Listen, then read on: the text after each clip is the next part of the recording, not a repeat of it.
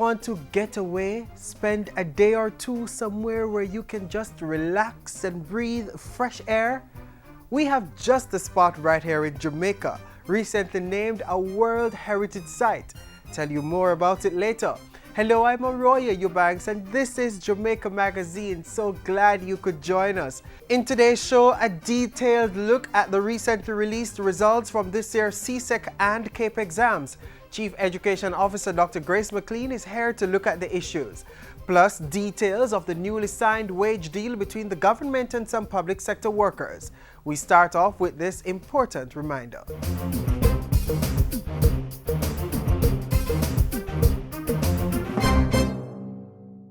It's been 11 months. 7 years. 12 years.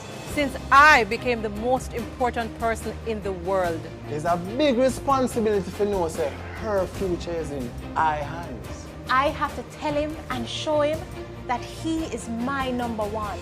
I want to prepare them for life's journey. So as them grow, them know the difference between right and wrong.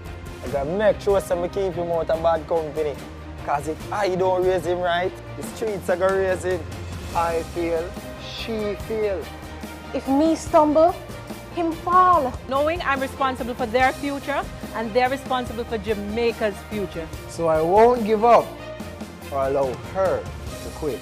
I'm gonna make sure I'm safe on the straight and narrow. Me prefer to tell them no now than watch them regret it later. Because to the world, I'm just another person. But to my child, I'm the whole wide world. The JIS congratulates all our secondary level students who did well in their external exams. Results from the Caribbean Secondary Examination Certificate CSEC and the Caribbean Advanced Proficiency Examination CAPE were released this week. The Education Ministry has already begun to analyze the results to see how best to help the next cohort achieve their fullest potential. Chief Education Officer Dr. Grace McLean sat down with Ian Boyne with some analysis as well as preparations for the new school year.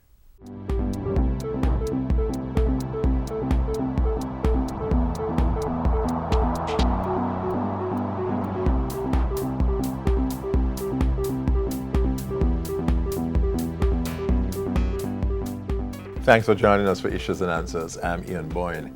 Today we talk things education. We have with us the Chief Education Officer, Dr. Grace McLean. We'll talk about CSEC, the textbook project, as well as other relevant issues. We thank you so much for your company. Dr. McLean, good to have you. It's the weekend after the release of the CSEC results. Also after the release of the City and Guilds and the vocational results. But lots of discussions taking place all over Jamaica on this. What is your analysis of the results this year? Well, our preliminary analysis is showing that 14 of the 35 subjects that we offer in CSEC have shown improvement. Again, last year we had 15 subjects. We have seen a 6.5 percentage points increase in mathematics, which we are very, very happy for, and congratulations to our teachers and our ministry personnel who would have worked exceptionally hard. We have seen a marginal decline in English language of 1.4 percentage points. But perhaps the biggest disappointment for CSEC this year is that we have seen significant decline in the sciences, including additional mathematics, ranging between 7.7 percentage points to about 17 percentage points. So it's a cause for concern regarding those areas because we are really trying to build the science base within our children, because that's where the innovation and the creativity is going to come from ultimately. Give us the analysis of that. What could account for that? Well, we are yet to do the detailed analysis, but our preliminary analysis, especially for the 3 science subjects, chemistry, physics, and biology, we had a change in the syllabus 2 years ago. So the students who sat this year would have started that new syllabus in 2013. Now, despite the fact that we would have introduced the syllabus, we would have pointed out the changes through workshops that the Caribbean Examinations Council as well as the Ministry of Education would have organized for teachers, it appears as if the students may not have been adequately prepared in terms of handling the changes. So, for example, there were some areas within chemistry that were removed from the optional section and became compulsory. And for one particular area, that area would have valued about 13% of the overall marks for chemistry. What we have found is that a number of students actually lost that 13% of the marks, and hence it made it impossible for them to receive a passing grade. We also saw where the questions were more application questions, so the students would have had to be able to do more analysis, critical thinking, for them to be able to respond to the questions in a real life way. There were also changes in terms of the school-based assessment. Again, there was also an intensive moderation exercise that took place across the island through CXC and the Ministry of Education. And so with all of these factors combined, it would appear that the students were affected. Unfortunate. So there was the issue then of the lack of preparation of the students. Yes, I think there should have been a greater level of preparation. It is clear that perhaps some of the students did not prepare from the new syllabus that we had actually, CXC had actually circulated. And because when you looked at the questions or when you speak to them, yes, the syllabus would, the syllabi for all the areas would have become available. They were announced. They are available for sale at the Overseas Examinations Commission, and the schools were informed. But somewhere along the line, it appears as if there may have been a deviation from the new syllabus. Again, Ian, we have this notion that if we prepare from past papers, it will help us to do well. And so when there is a change in the game, then the students are severely affected. So no amount of past paper questions and preparation would have assisted them to do well in this particular exam. And again, we saw the same thing in GSAT Maths, where the questions were changed slightly to more critical thinking, and we saw a 4 percentage points decrease as well. And so we want to encourage our teachers and our parents and our students.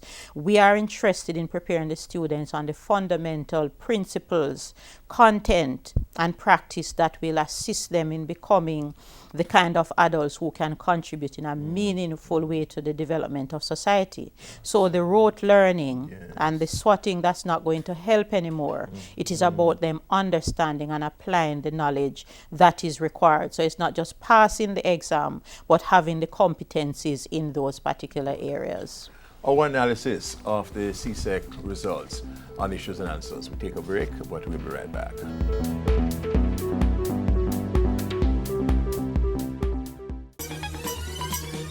Preparing for back to school can be a stressful task if not planned carefully. That's why it's important for you to make a list and deal with each task one at a time. Here are a few tips to consider when shopping for books. Before you buy any book, check with friends, neighbors, and family members for ones you can borrow. You should also check with schools, churches, and community groups that may have a recycle book program, or stores that sell second-hand books. After you have done all that, check the prices at various bookstores in order to get the best price. You could also buy books that will be used early in the school year first, if you can't buy all at once. Act now and avoid the last-minute rush.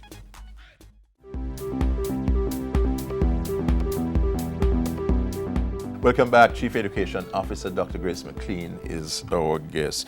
Dr. McLean, the minister last week announced an initiative to do with those who took maths. Yes, explain that to us. Yes, we have an initiative in the Ministry of Education that we call the On the Cusp initiative, where we would each year look at how the students would have performed, looked at their profiles, and then we look at the concepts, and we would coach and prepare the teachers.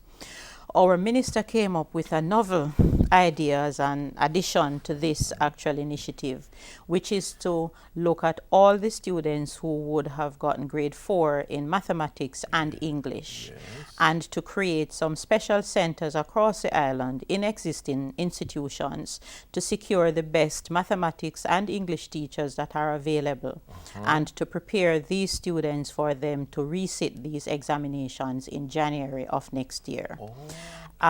It is excellent because those students who are on the cusp, if they have gotten grade 4, it simply means just with a little extra push may get them to that level. So we are really actively making preparations. So they would attend classes beginning in September? They would attend classes by the 3rd week of September once they have come forward. They will be placed in those centers. The registration for CSEC is the 30th of September. For the January examinations, and so I might as well use this opportunity to encourage our students who have gotten grade 4 to contact our regional offices as well as your institution, so we can now start the preparation, because if the students do not come forward for the support, then we really can't move ahead. So we are looking at approximately over 10,000 of our students who this initiative will assist, and we are really appealing to our students to make use of this opportunity. Good. The textbook program, I know there is this thrust to have reasonably priced textbooks in the hands of students, and a reduction in the number of textbooks without affecting the quality of education. How was that? Right. So, Ian, let me just say that we are about 90% of the way in our preparation for the new school year.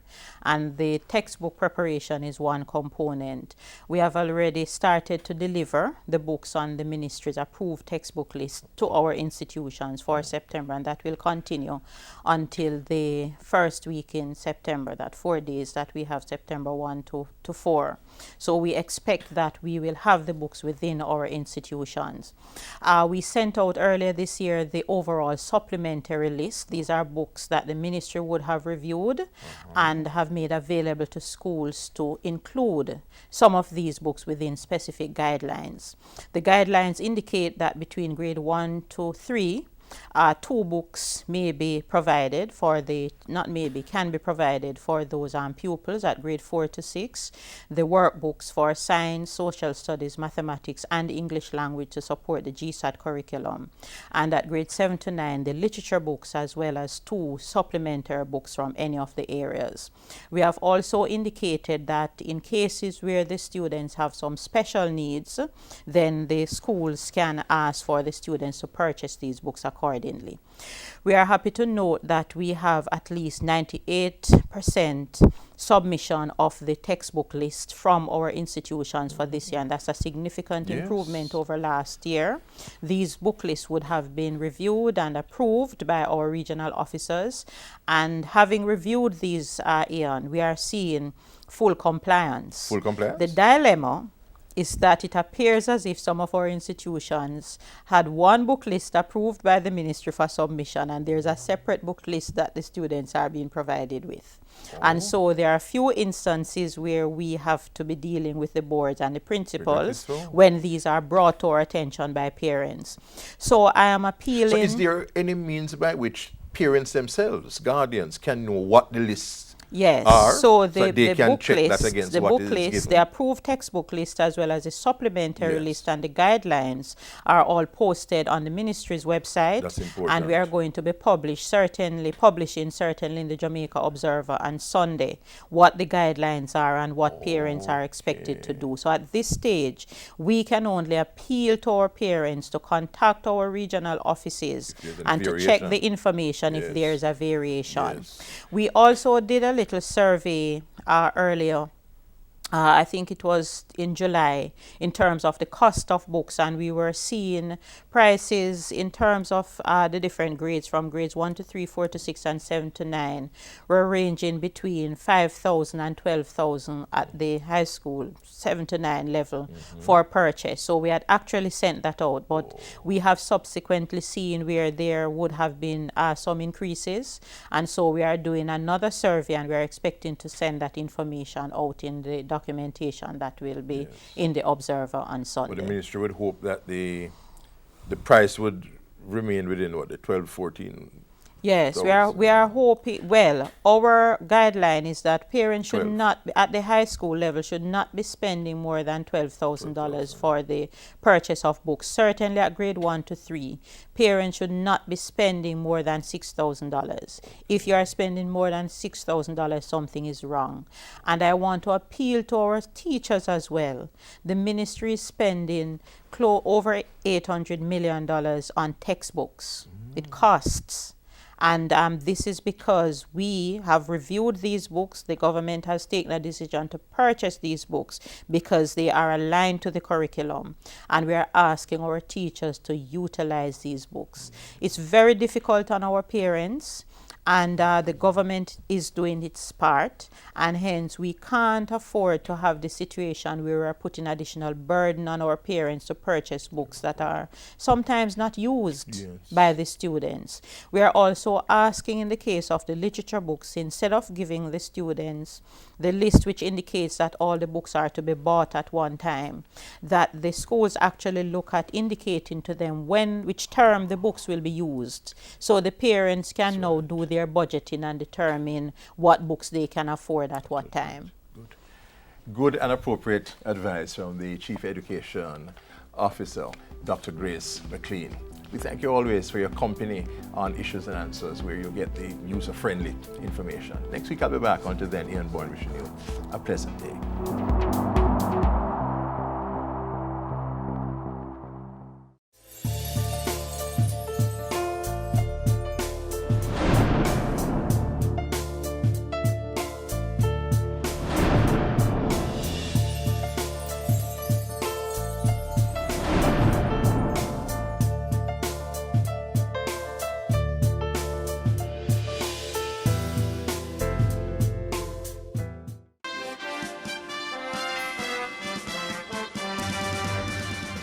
Fiscal consolidation. The centerpiece of the program has been the need to reduce our debt.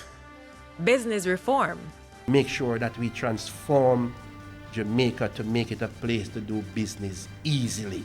New and existing businesses will benefit from streamlined regulations and processes. And pursuing strategic investments while protecting the most vulnerable. The path we're on is the right path. The economy in Jamaica is turning.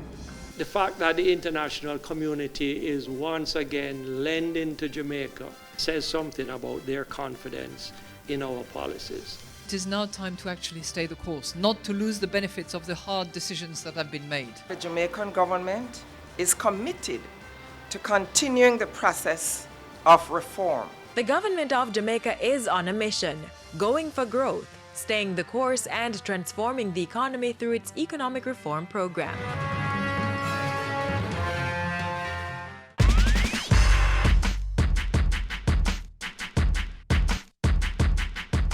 The government and the Jamaica Confederation of Trade Unions, representing some public sector groups, signed a new agreement for salary and other benefits for 2 years up to March 2017. The agreement covers a 4% increase in salary in year 1 and 3% in year 2. Public sector workers will also get more for allowances such as tailoring, meal, supper, taxi, refreshment, shift and night premium, special duty, subsistence, death benefit, and funeral grant. Additionally, children of public sector workers will have access to a fund totaling $45 million for tertiary education.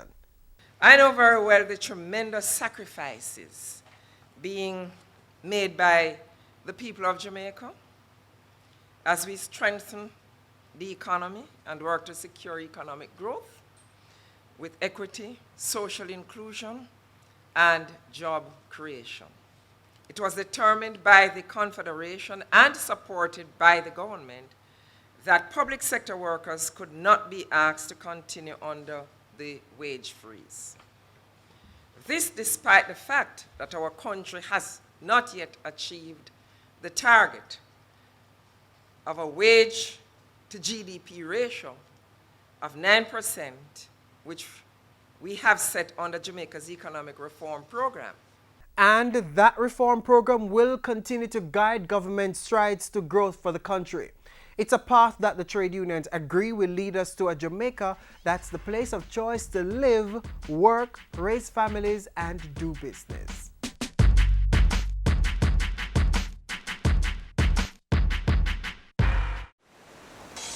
Let's get a little breeze on this land. All right. Now let's get some bounce in the rhythm. All right. Let's get some fire on our hearts. Now that is what we call all right. Run, come, get some Jamaica.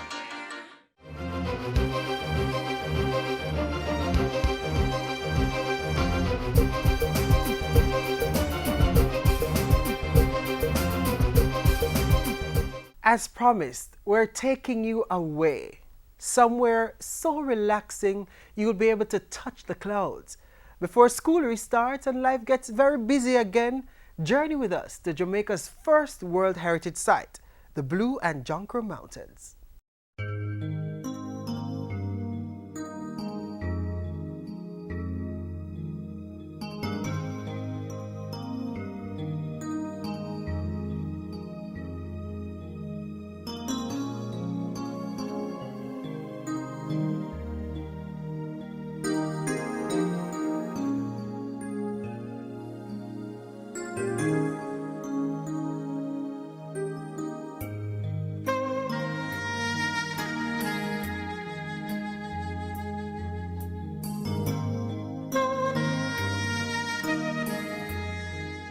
What a beautiful, beautiful, beautiful island we have.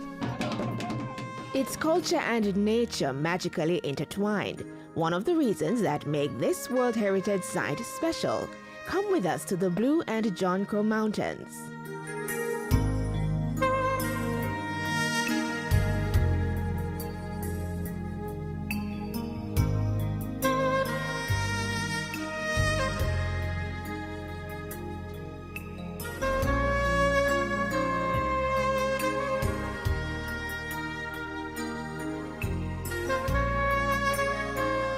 There is much to see, touch, smell, and taste up in these hills. You can just come in for the day, sit, relax, have your barbecue, go hike on our hiking trails. You can have a tour guide if you so desire to take you on the trail. You can also bring your tent and you can camp overnight. In the Blue Mountain Peak area, you can hike to the Blue Mountain Peak, go to the ice point, come back to Portland Gap where you can rest.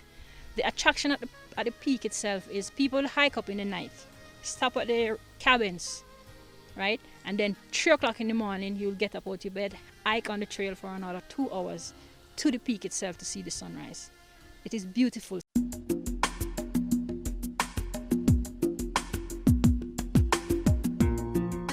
This is where peace is. Talk about getting away from the hustle and bustle of life. This is the place to be. It's cool nature, yes, often cold, particularly in the latter part of the year. But you'll be easily warmed by the best tasting coffee and dance the day away with captivating traditional entertainment. Yes, the Blue and John Crow Mountains has it all. You leave amazed, not believing it all exists in one place, some 4,000 feet above sea level. High up, where it feels like you can touch the clouds, where you can watch birds making their nests, playing among their flock. How it gets its name, the blue. If you're in Kingston looking in the hills or on the hills, you would see the color blue on the mountain. The John Crow part of it is our ancestors used to hunt wild boar and take it to the other parishes to sell to the different parishes. So what is not sold off they would leave it. They wouldn't take it back home. And then the drunk crew will come down and clean up after they leave.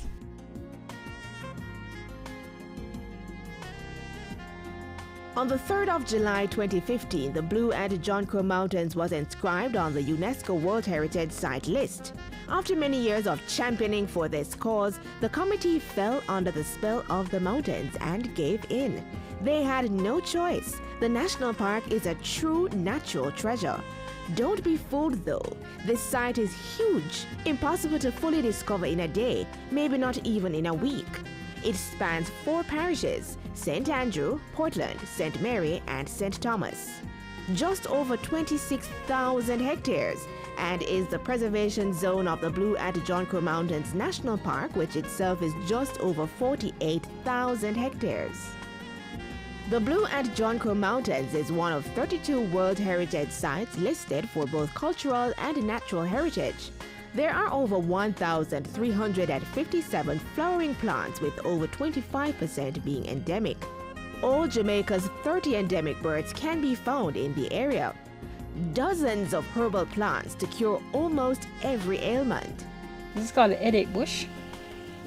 You can use it as a painkiller. So if you have an headache or a stomach ache, you could boil it. Like a tea, have 2 or 3 leaves to a cup of water. You remember they used to send telegrams, right? In the early days, this is what they used to use, like the ancestors, the Maroons. They would write on this and send it.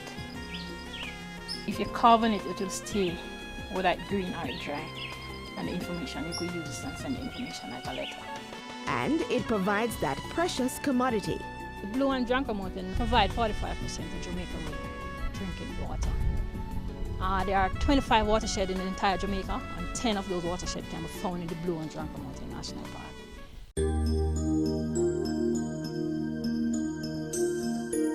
On the cultural side, the Maroons take center stage. Once a refuge for runaway slaves, it remains home for their descendants. Their way of life is an intriguing history lesson for the unknown. There you may imbibe on authentic foods and dive into the inviting Nanny Falls. The interesting thing is that so few of us Jamaicans take advantage of the opportunity that we have up here in terms of the relaxation, the climate. Don't allow foreigners to know this World Heritage Site more than you. Remember, when you go, take only pictures and leave only footprints. For a tour inside the Blue and John Crow Mountains, call the Jamaica Conservation and Development Trust 960-2848-9 or 920-8278.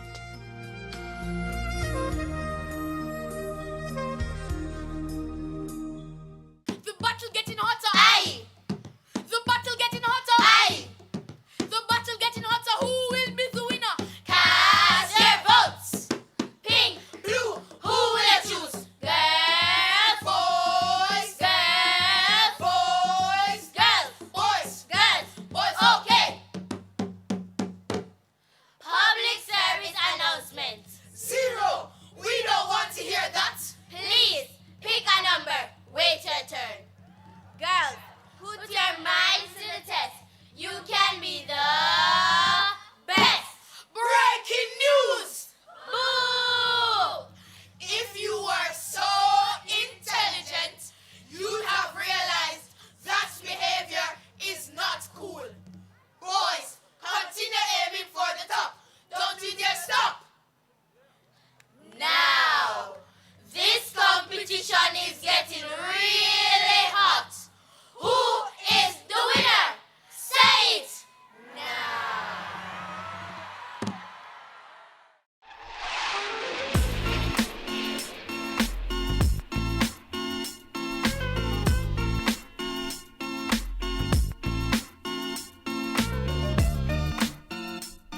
I'm Arroyo Eubanks signing off for Jamaica Magazine. For more on the new public sector wage deal and other stories, click on our webpage jis.gov.jm. We're also on YouTube, Twitter, and Facebook. So log on, stay in the know, and have a happy Sunday.